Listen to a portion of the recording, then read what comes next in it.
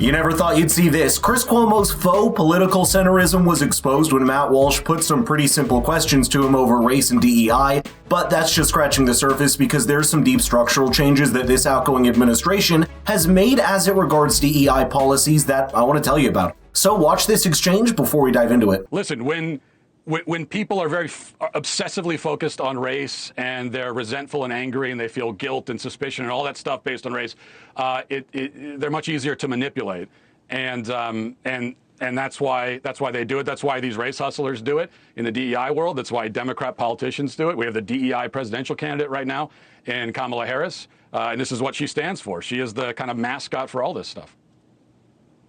Well, is she the mascot because she's a black woman, or do you believe that her politics are using these concepts unfairly? When you say mascot, what do you mean? Well, it's the policies, but the real reason is that she was put in her position because she's a black woman, and that's not me saying that. I mean, that's Joe Biden said that. Joe Biden said that when he was looking for a vice president candidate, he was going to look for a black woman, and he ruled out all other demographics ahead of time and only focused on this demographic. That's DEI. That's what DEI is. That's judging people based on the color of their skin, excluding people.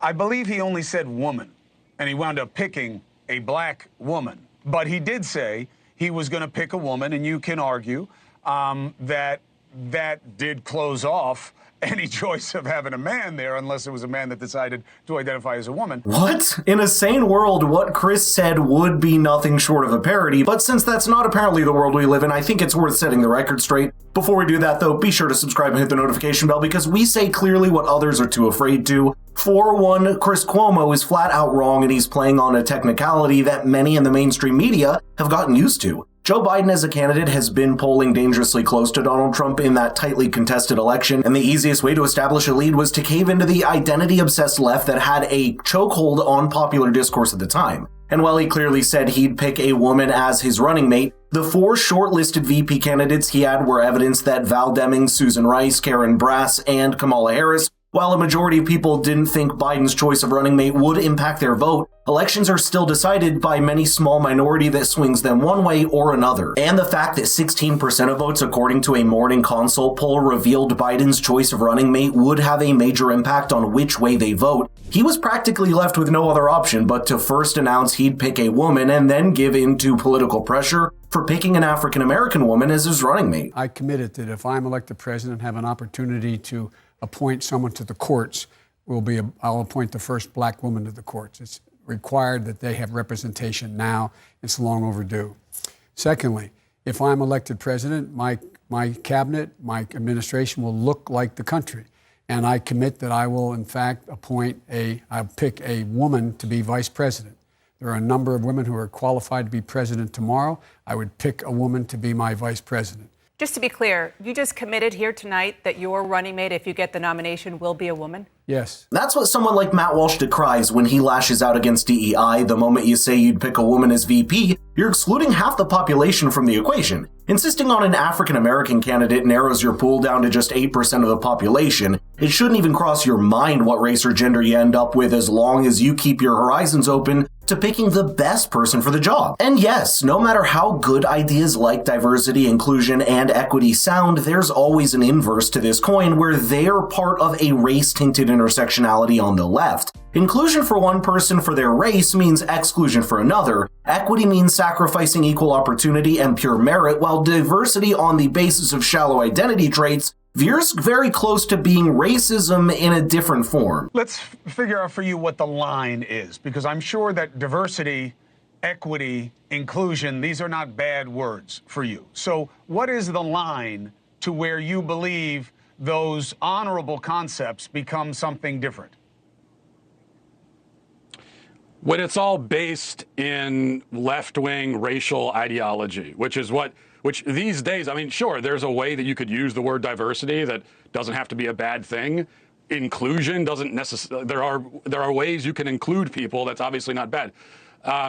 But when these terms are used and when it's put together, DEI, it always means left-wing racial ideology. What is left-wing racial ideology? Well, to sum it up in the most simple way possible, it's the idea that white people are inherently racist, inherently bad, and that nobody who is not white can be racist, and that white people are the author of all the oppression and suffering in the world.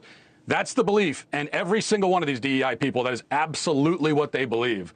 I'm not simplifying it at all. That is what they believe. And if it's grounded in that, then it's evil. It's wrong. And you know what? When Joe Biden said he would be a transitional figure for Democrat politics, he didn't just mean handing over the party to the new generation, but also opening the gates for a whole host of underrepresented groups in government by picking women and people of color for his administration. Now, is that bad? Of course not. But the problem comes when you limit your field of vision to race and genders and make appointments on that basis. Perhaps he didn't even have a choice because he knew he couldn't swim against the cultural tides in his party and still win the election. In fact, one of the largest advocacy groups of African American women made this direct demand in a letter to Joe Biden before he announced his VP pick. Quote, "It's a fact that the road to the White House is powered by black women, and black women are the key to a Democratic victory in 2020. Black women are not only the most loyal voters for the Democratic Party, we are key to igniting black voters across all demographics to show up in record numbers.